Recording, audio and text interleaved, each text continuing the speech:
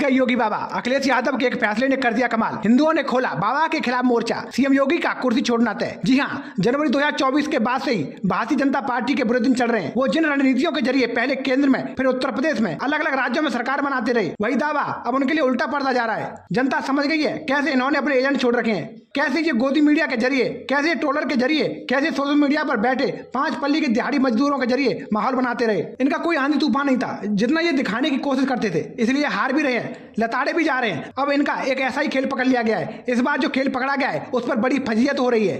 आपको बता दें, उत्तर प्रदेश की राजनीति में एक बार फिर बड़ा मोड़ आया है। एक धार्मिक स्थल जिसका निर्माण समाजवादी पार्टी के राष्ट्रीय अध्यक्ष पूर्व मुख्यमंत्री अखिलेश यादव द्वारा कराया जा रहा है। राजनीति का नया अखाड़ा बन चुका है। मामला है इटावा का। इटावा में बन रहे एक भव्य मंदिर का, जिसे केदारेश्वर मंदिर नाम दिया गया है। मंदिर का नाम और रूप रंग तीर्थ पुरोहितों और बीजेपी समर्थित वर्ग के लिए परेशानी का कारण बन गया है। लेकिन असल मुद्दा क्या है और इसके पीछे की सियासत क्या कहती है, आइए जानते हैं इस पूरे प्रकरण को विस्तार से। मंदिर, राजनीति और अखिलेश यादव की छवि अब तक एक धर्मनिरपेक्ष नेता के रूप में गढ़ी जाती रही है। बीजेपी के नेताओं और समर्थकों ने उन्हें हिंदू विरोधी, मुस्लिम परस्त और कांवड़ियों पर लाठी चलवाने वाला नेता करार देने की पूरी कोशिश की गई है। यही नैरेटिव सालों तक भाजपा की तरफ से रणनीति का हिस्सा रहा है, जिससे उन्हें हिंदू वोट बैंक पर कब्जा करने में आसानी हुई है। लेकिन जनवरी 2024 के बाद से हवा का रुख बदलता नजर आ रहा है। बीजेपी को लगातार झटके लग रहे हैं, चाहे वो चुनावी हार हो, जन समर्थन में गिरावट हो या उनकी रणनीतियों का फ्लॉप होना। ऐसे में अखिलेश यादव का केदारेश्वर मंदिर निर्माण एक चौंकाने वाला कदम था, जिसने बीजेपी की हिंदू कार्ड की रणनीति को घेरी छोड़ दी है।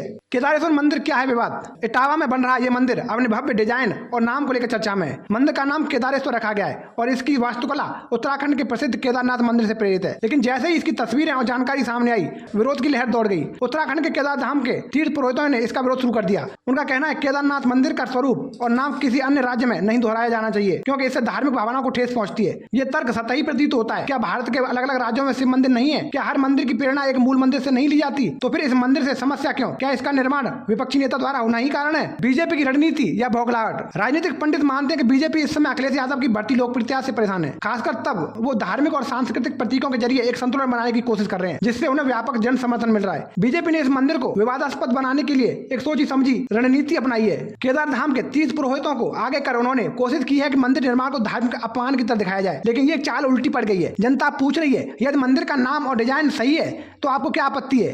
तो अब मंदिर के नाम पर राजनीति होती है, तब आप चुप क्यों रहते हैं? तीर्थ पुरोहितों की दोहरी भूमिका। केदारनाथ धाम के वरिष्ठ तीर्थ पुरोहित संतोष द्विवेदी ने इस मुद्दे को लेकर बयान दिया है। केदारनाथ धाम न केवल एक मंदिर है, बल्कि करोड़ों हिंदुओं की आस्था का केंद्र है। उसकी नकल अपमानजनक है। सवाल ये उठता है कि अगर इस नकल से लोगों को केदारनाथ की भावना का एहसास होता है, तो इसमें अपमान कहां से हुआ? क्या यही तीर्थ पुरोहित तब सामने आए थे जब शंकराचार्यों को अयोध्या में मंदिर के शुभ मुहूर्त को लेकर अपमानित किया गया था? क्या उन्होंने तब विरोध किया था जब महाकुंभ में अव्यवस्थाओं से दर्जनों लोगों की जान चली गई थी? ऐसे में ये सवाल उठता है, क्या इन पुरोहितों का उद्देश्य धर्म की रक्षा है या एक विशेष राजनीतिक दल की सेवा?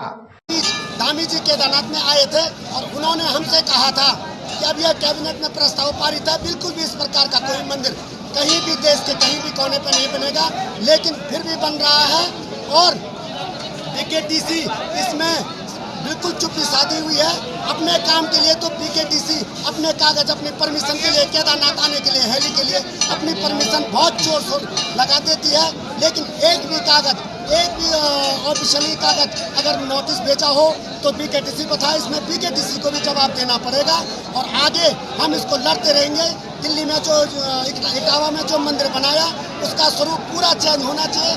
आप मंदिर लाखों बनाओ, हजारों बनाओ, उससे हमें कोई मतलब नहीं है, लेकिन केदारनाथ के नाम का कोई भी दूसरा मंदिर कहीं पे भी नहीं बनना चाहिए। ओम नमः शिवाय, जय श्री केदार। भक्ति या व्यापार? भारत में करोड़ों लोग ऐसे हैं जो आर्थिक, स्वास्थ्य और भौगोलिक कारणों से केदार धाम नहीं जा पाते। ऐसे में यदि उनके लिए एक प्रतीकात्मक स्थल उनकी पहुंच में बने, तो क्या ये भक्ति के लिए अच्छा नहीं है? क्या भगवान के दर्शन केवल उन्हीं तक सीमित हैं जो उत्तराखंड जा सकते हैं? वास्तविकता यह है कि कुछ तत्वों को यह डर है कि यदि ऐसे मंदिर बनने लगे तो तीर्थों पर आने वाले चढ़ावे और धार्मिक पर्यटन से होने वाली कमाई में गिरावट आ सकती है। इसलिए ये विरोध है। जातीय राजनीति का छिपा एजेंडा। कुछ समय पहले इटावा में कथावाचक के साथ हुए दुर्व्यवहार पर सियासत गर्म थी। कथावाचक पर न केवल अभद्रता हुई, बल्कि उनका अपमान किया गया। इस मामले को बीजेपी ने ब्राह्मण बनाम यादव का रंग देने की कोशिश की, लेकिन असफल रही। अब मंदिर के जरिए एक बार फिर उसी विभाजनकारी राजनीति को जिंदा करने की कोशिश हो रही है। लेकिन जनता अब जागरूक है। लोग अब पूछ रहे हैं, जब मंदिर भव्य बन रहा है, जब उसमें कोई आपत्तिजनक तत्व नहीं है, तो विरोध क्यों? क्या योगी को नुकसान होगा? उत्तर प्रदेश के मुख्यमंत्री योगी आदित्यनाथ की छवि एक कट्टर हिंदू नेता की रही है, लेकिन जब उसके शासन में एक भव्य मंदिर का विरोध होने लगे, और वो भी उनकी पार्टी के सहारे पर, तो इससे उनकी नेतृत्व क्षमता और राजनीतिक उद्देश्य दोनों पर सवाल खड़े होते हैं। क्या योगी आदित्यनाथ की सत्ता अब खतरे में? क्या बीजेपी की अंदरूनी राजनीति अब खुलकर सामने आ रही है? क्या अखिलेश यादव ये मंदिर निर्माण एक